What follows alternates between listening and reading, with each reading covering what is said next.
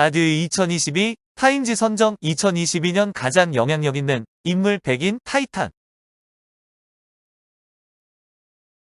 타임지는 아티스트, 이노베이터, 타이탄, 리더, 아이콘, 파이오니어의 6분야에서 2022년 가장 영향력 있는 인물 100인을 발표했는데 오늘은 세 번째로 거장 부분에 선정된 13명을 소개합니다. 팀 쿡. 팀 쿡은 미국의 기업인으로 현재 애플의 CEO인데 1960년생으로 1982년 산업공학으로 오번 대학교에서 학사학위를 받았고 1988년 듀크 대학교에서 경영학 석사학위를 받았습니다. 그 후 컴팩에서 일하다 1998년 스티브 잡스가 불러서 애플에 오게 되었는데 당시 많은 이들이 컴팩의 CEO와 IBM PC 북미 총괄 책임자로 일한 사람인 그의 결정을 의아하게 생각했습니다. 그러나 시간이 지나 그의 선택은 신의 한 수가 되었고 결국 CEO 자리까지 차지하게 되는데 재무나 경영, 기술 전문가가 아니지만 오퍼레이션주 매니지먼트 분야에서 세계적인 명성을 갖고 있습니다. 팀 쿡은 애플에서 근무하며 100개의 부품 공급 회사를 20개로 줄이고 생산 공장을 가깝게 배치해 재고를 기존의 70일에서 10일 수준으로 낮춰 엄청난 비용을 절감해 높은 이윤의 발판을 만들었습니다. 이후 현재까지 SCM 관리 능력에서 1위를 고수하고 있는데 이런 SCM 개혁으로 애플이 지금의 자리에 오르는데 매우 큰 영향을 주었으며 2007년 최고 운영 책임자로 승진하게 됩니다.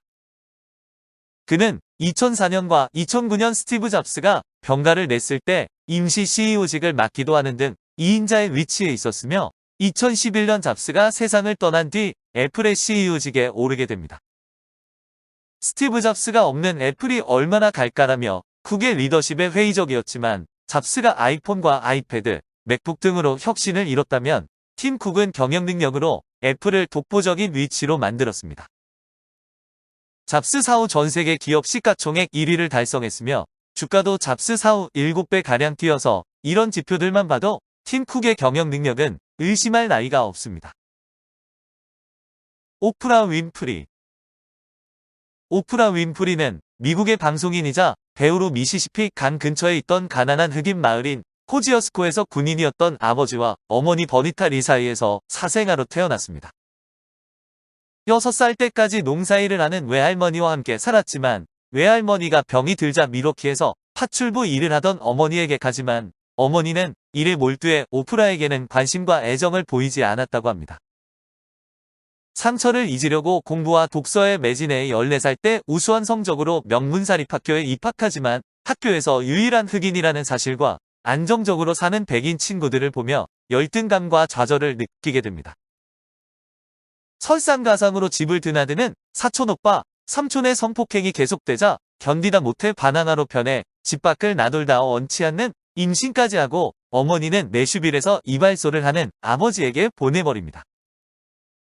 그곳에서 아버지와 새어머니의 격려와 지지 덕분에 절망을 딛고 동네 인근 고등학교에 다시 진학해 전교회장에 당선되는 등 자신감을 회복하고 다시 꿈과 희망을 갖게 되었습니다.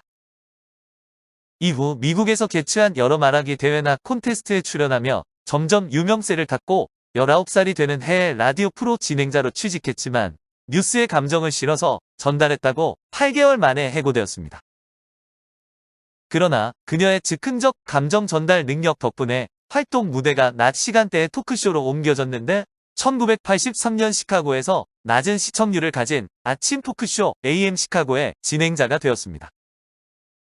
이 방송은 한 달 만에 같은 시간대 시청률 1위로 올라섰고 1986년에는 프로그램 이름이 오프라 윈프리 쇼로 바뀌어 미국 전역에 방송되기 시작했습니다.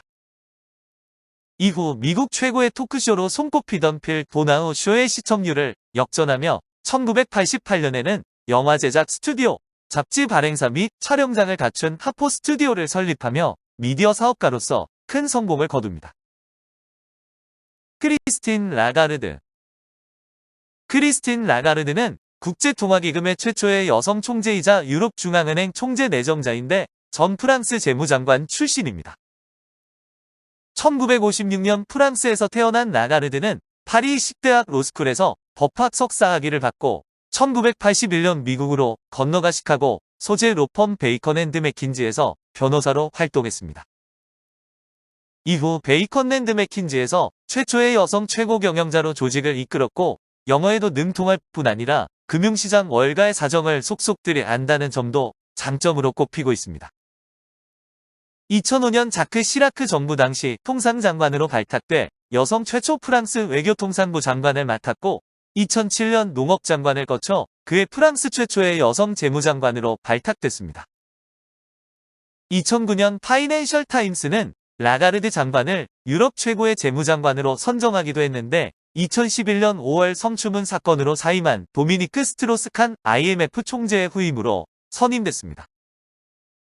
라가르드의 IMF 총재 선출은 1947년 IMF 출범 이후 첫 여성 총재의 탄생이자 경제학자가 아닌 법률가 출신이 총재직에 오르는 첫 사례가 됐습니다.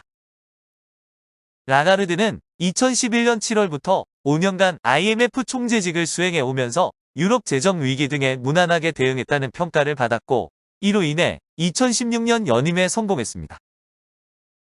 2019년 7월 2일에는 유럽연합 정상회의로부터 차기 유럽중앙은행 총재로 내정됐는데 ECB 첫 여성 총재인 라가르드는 10월 말 임기가 끝나는 마리오 드라기 총재의 후임으로 일하게 됩니다. 양자경 양자경은 1962년 말레이시아 페락 이포에서 태어났는데 1980년대에 남성이 장악하던 장르인 홍콩 액션 영화에서 활동하면서 폭넓은 팬을 지닌 슈퍼스타가 되었습니다. 그러나 1990년대 말 무렵 성룡, 주윤발과 함께 중년으로 접어든 그녀는 세계적으로 명망 있는 영화들로 옮겨가려는 시도를 했고 그 결과는 들쑥날쑥이었습니다.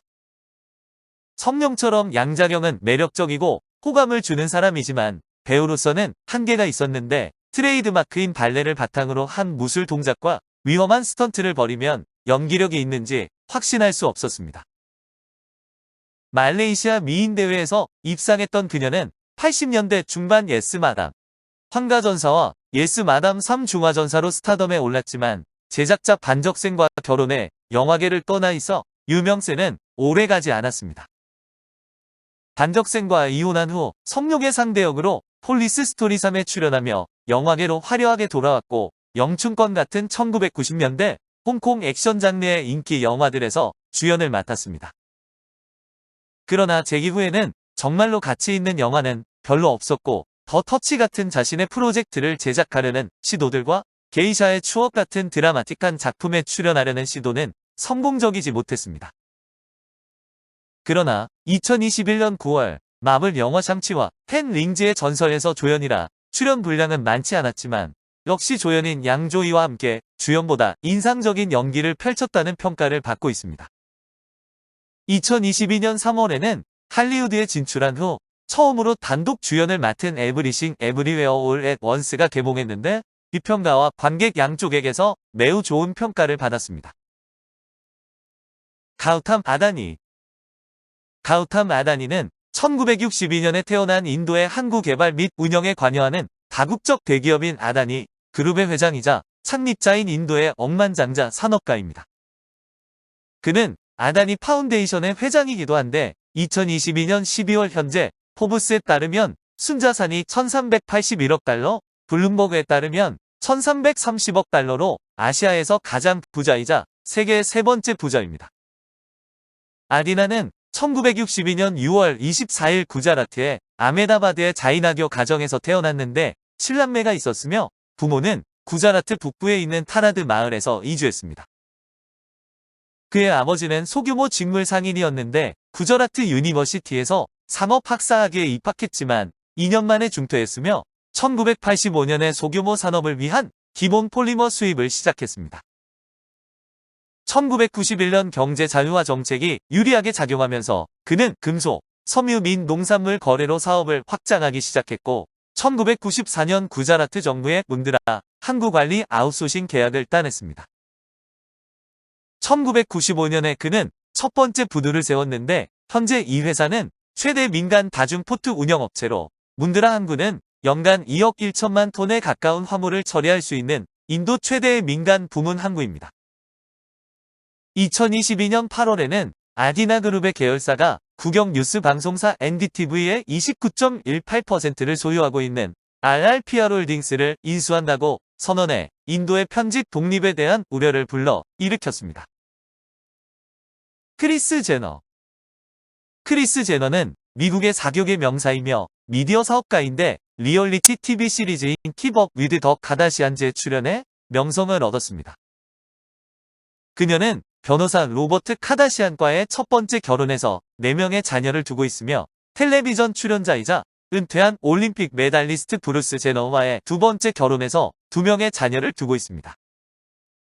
1955년 캘리포니아주 샌디에고에서 아동복 매장을 운영하는 부모 사이에서 두 자녀 중 장녀로 태어났는데 그녀가 7살이었을 때 부모는 이혼했고 그녀와 그녀의 여동생은 어머니 밑에서 자랐습니다. 어머니는 사업가 해리 쇠넌과 재혼했고 제너는 어머니 소유 아동복 매장인 쇠넌 앤 컴퍼니에서 일했으며 클레어몬트 고등학교를 1973년에 졸업했습니다. 1975년 제너는 19세의 자동차 사고로 친아버지 로버트 호튼을 잃었고 1976년 아메리칸 항공에서 승무원으로 1년 동안 일했습니다. 2007년 라이언 시크레스트를 만나 그녀의 가족을 기반으로 한 리얼리티 TV쇼를 만드는데 킴 카다시안과 제너 쇼는 카다시안 제너 혼합 가족의 개인 및 직업 생활에 중점을 두었습니다. 제너는 로스앤젤레스에 기반을 둔 자신의 프로덕션 회사인 제너 커뮤니케이션즈를 운영하는데 그녀의 자녀들이 사업에 관여하고 있습니다. 2004년에는 큰딸 커트니와 어린이 부티크를 열었는데 스무치라고 불린 이 부티크는 2009년에 문을 닫기 전까지 거의 6년 동안 문을 열었고 2020년 4월 딸 킴과 함께 향수 콜라보레이션을 시작했습니다.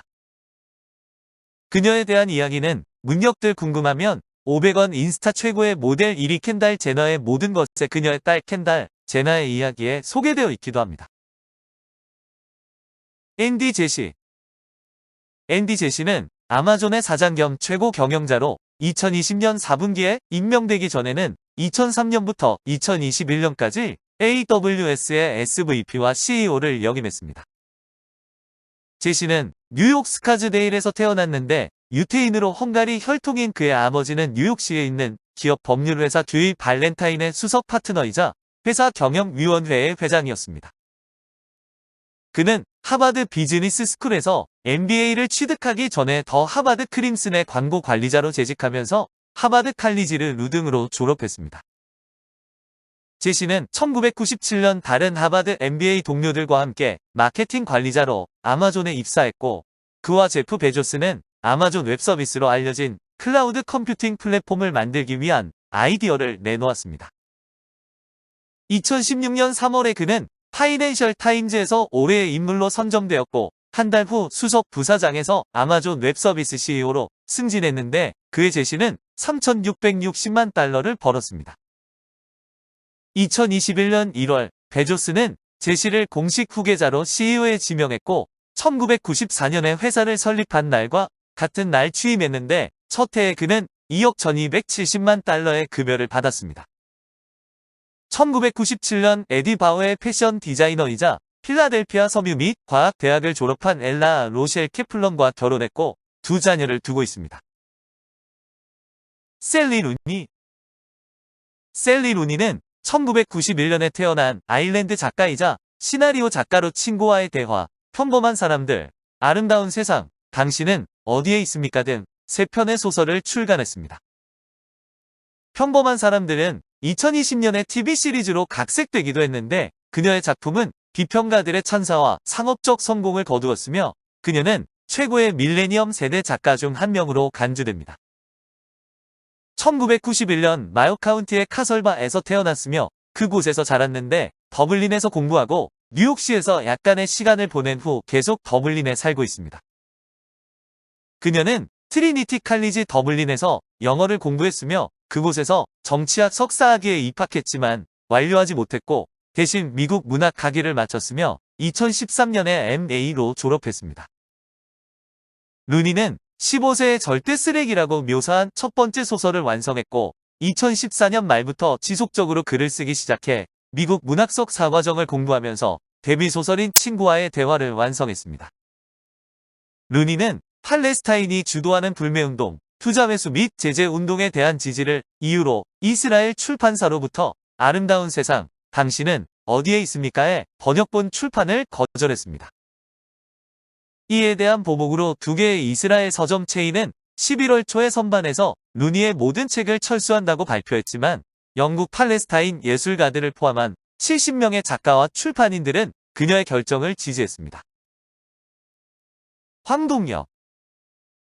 황동혁은 1971년 대한민국 서울에서 태어난 영화감독으로 대표작으로는 도가니, 수상한 그녀, 남한산성 등이 있으며 2021년 오징어 게임이 최고 흥행작으로 등극한 후 세계적인 감독이 되었습니다.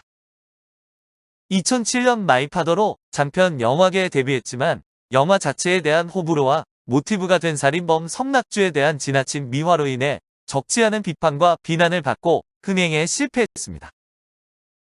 그러나 평가와 논란과는 별개로 데뷔작 치고는 꽤나 비범하다는 평도 있었는데 2011년 공지영 원작의 영화 도가니로 복귀해 최초의 고발 영화로 큰 후폭풍과 뜨거운 관심을 받은 작품이 되었습니다. 다음 작품은 전반적인 작품들의 어두운 분위기와 위의 영향 때문인지는 모르지만 180도 다른 코미디 영화 수상한 그녀로 돌아와 800만 명이라는 흥행 잭팟을 또 한 번 터뜨렸습니다. 이후 김훈 원작의 남한산성을 연출했는데 자칫 지루해지고 암울할 수 있는 소재라 흥행에 대한 우려가 있었고 결국 흥행에는 제작비 대비하여 성공을 못했습니다. 2021년 9월에 본인이 2008년부터 구상해왔다는 드라마 오징어 게임을 연출해 넷플릭스로 공개했는데 잔인한 묘사와 극단적인 소재로 호불호가 갈렸지만 전세계적인 흥행에 대성공했습니다.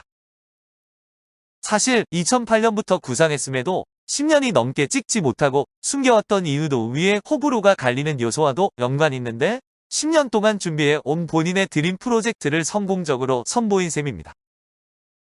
오징어 게임 시즌2를 2024년 말 공개를 목표로 하고 있다는데 제74회 프라임타임 에미상에서 드라마 부분 감독상을 수상했습니다.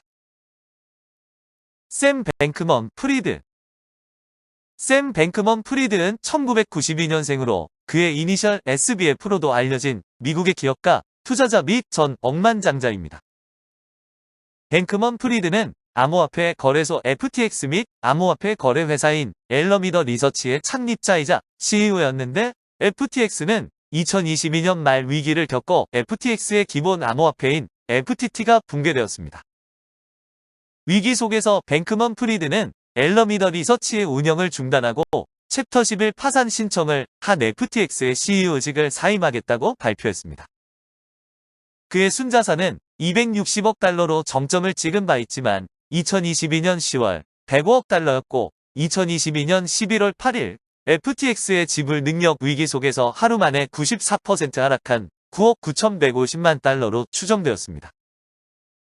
그리고 2022년 11월 11일에 블룸버그는 그의 물질적 재산이 없는 것으로 간주했는데 재산이 사라지기 전에 그는 민주당 후보들의 주요 기부자로 중간 선거에 4천만 달러를 기부했습니다. 2022년 12월 12일 그는 미국으로 인도될 가능성이 있는 바하마에서 체포되었는데 8개 항목 모두에서 유죄 판결을 받을 경우 최대 115년의 징역형에 처해질 수 있습니다. 메건 라피노, 베키 사우어블은, 알렉스 모건. 메건 라피노, 베키 사우어블은, 알렉스 모건은 미국 여자 축구 국가대표팀의 선수들입니다. 미국 대표팀은 2012년 런던 하계올림픽에서 금메달을 획득했고 2011년 피파 여자 월드컵에서 준우승을 차지한 바 있습니다. 메건 라피노는 미국 여자 축구 리그의 윙어 및 주장 올레인으로 활약하는 미국 프로 축구 선수로 2019년 최고의 피파 여자 선수로 선정된 바 있습니다. 레베카 엘리자베스 사우어브루는 미국 여자 프로축구의 최상위 리그인 NWSL 소속 포틀랜드 손스 FC의 선수로 2021년부터 미국 국가대표팀의 주장을 맡고 있습니다. 알렉산드라 모건 카라스코는 NWSL 샌디에이고 웨이브 FC의 스트라이커이자 주장이며 2018년부터 2020년까지 국가대표팀 공동 주장을 했습니다. 경기장 밖에서도 활발한 활동을 보여 축구 선수에 대한 책 시리즈인 팀 구하기는 2013년 5월 뉴욕타임즈 베스트셀러 7위에 올랐고 알렉스 앤 미라는 영화에 출연하기도 했습니다. 엘리자베스 알렉산더. 엘리자베스 알렉산더는 1952년 호주 애들레이드에서 태어난 배우, 감독 및 교사인데 지금은 시드니에 살고 있습니다. 그녀는 브리즈번의 올 헬로즈 스쿨에 다녔고 1984년부터 2006년까지 배우 조지 스파텔즈와 결혼해 두 딸을 두고 있고 퀸즐랜드 여학교에서 연극예술 교사로 일하고 있습니다. 그녀의 연기 경력은 1967년 벨버드 시리즈의 일부로 시작되었지만 미다를 졸업하고 곧바로 호주 방송공사에서 엘스더 월콧의 일부로 근무를 했습니다. 그녀는 ABC 시리즈 7 리틀 아스트레일리언즈에 출연하는데 10부작으로 구성된 이 시리즈는 1973년 방영 당시 엄청난 시청률을 기록했으며 국제적인 찬사를 받은 최초의 ABC 시리즈입니다. 그녀는 베를린 영화제에서 수상한 더 킬링 오브 엔젤 스트리트, 더 찬트 오브 지미 블랙스미스, 더 클리닉, 더 아이 오브 더 스톰 등에 출연했습니다. 또한 많은 연극에도 출연했는데 특히 더 머천트 오브 베니스의 포샤 역으로 찬사를 받았고 올드 타임스 등으로 매우 긍정적인 평가를 받았습니다. 이 밖에도 그녀는 여러 연극을 감독하고 여러 시나리오를 썼는데 메멘토라는 제목의 단편 영화와 A 스파이 인 더 패밀리라는 장편 영화를 연출했습니다. 데이비드 자슬라브. 데이비드 자슬라브는 1960년생으로 AT&T와 디스커버리가 내 거래를 주도해 2022년 4월 워너 브라더스 디스커버리를 만들었습니다. 계약으로 그녀는 연간 2200만 달러의 보너스와 300만 달러의 연봉을 받았는데 그 후 1억 9천만 달러 상당의 스톡 옵션을 받아 세계에서 가장 높은 연봉을 받는 엔터테인먼트 임원 중 한 명이 되었습니다. 그녀는 뉴욕 브루클린의 폴란드와 우크라이나 유대인 가정에서 태어났고 8세에 로그랜드 카운티로 이주해 라마포 고등학교를 졸업했는데 테니스팀의 주장이었습니다. 빙함턴 대학에서 학사학위를 받았고 1985년 보스턴 대학교 법대를 우등으로 졸업하고 뉴욕의 램브, 라이비 및 맥레이에서 변호사 경력을 시작했습니다. 1989년에 MBC에 합류했는데 케이블 및 국내 TV 및 뉴미디어 배포의 사장으로 모든 형태의 TV에 대한 콘텐츠 배포를 감독하고 케이블 및 위성 전송에 대해 협상했으며 미디어 파트너십을 구축했습니다. 2014년에 시라큐스 대학교에서 프레드 드레슬러 리더십 어워드를 수상했고 2016년 전측 두엽 변성협회 지원 공로로 수잔 뉴하우스 앤 SI 뉴하우스 어워드 오브 호프를 수상했습니다. 오늘은 타임지에서 선정한 2022년 가장 영향력 있는 인물 100인 중에서 거장 부분에 선정된 13명을 소개했는데 다음에는 리더 부분에 선정된 23명을 소개하도록 하겠습니다. 감사합니다.